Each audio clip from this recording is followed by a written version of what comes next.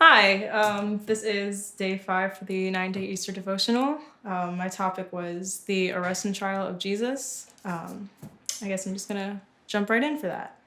There were two things that really caught my attention in the whole passage, which was, I think, Mark 14:43 through 64, but I kind of continued into chapter 15.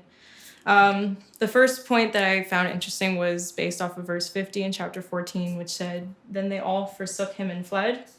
The word forsake according to Google, means to abandon someone or something, or to renounce or give up something valued or pleasant. And I find it interesting how easy the disciples kind of lost faith when something happened, which is also kind of relatable, I think, for most people. Something bad happens and they just kind of easily lose faith. And even the disciples who were handpicked to personally walk with Jesus and do works and wonders in his name with him physically there, just so easily lost it. But at the same time, when Jesus eventually resurrected and after the 40 days ascended, they were still chosen after losing that faith for him to appear to them and walk with them again. I personally just found that really interesting.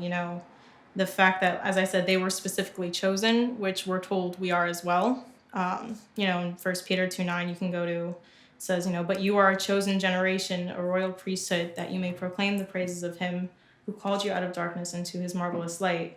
Or even going to Jeremiah 1:5, which says, "Before I formed you in the womb, I knew you. Before you were born, I sanctified you. I ordained you a prophet to the nation." And again, I'm going to sound redundant, but these men were chosen specifically to walk with him and to do his things to do Jesus' work in his name and walk with him. And even though they lost that faith in that moment when they probably should have stayed with him, they still left. But eventually were called back and Jesus revealed himself to them, just like happens to us on a regular basis. So I found it interesting. I guess my second point would be, you can go farther into the story. I think once you hit chapter 15, about Pilate and even his wife, which you can find in a different book of the Bible in Mark. No, yes. Sorry. Pilate, he was brought to the officials. Jesus was brought to Pilate and the other Roman officials because, Pilate was the Roman governor, so he was over Judea as the governor. So legally, he had to be brought by the priests to do it. So, Pilate asked Jesus, "Are you king of the Jews?"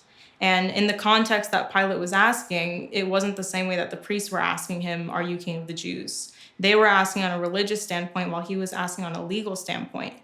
And in the way he asked it, he was basically asking Jesus if he claimed to be a king, not necessarily king of the Jews in the sense of being the Messiah or being the Son of God.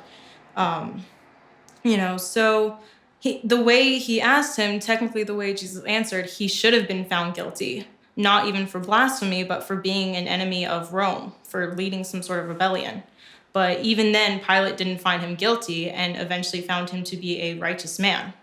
You can go into, what was it? In the book of Matthew, chapter 27, verse 19, Pilate's wife, we see her only once, where she says to Pilate, "Have nothing to do with that just man, for I have suffered many things today in a dream because of him." If you go in the ESV version, she calls him a righteous man. And realize they were Romans, so they didn't believe anything about the Messiah or the Son of God. They were most likely very religious in the sense of following the Roman gods and didn't even acknowledge the Messiah. So the fact that these two Roman high officials, particularly, again, the governor of Judea in the Roman army, acknowledged Jesus as righteous and didn't classify him as anything as blasphemy or anything.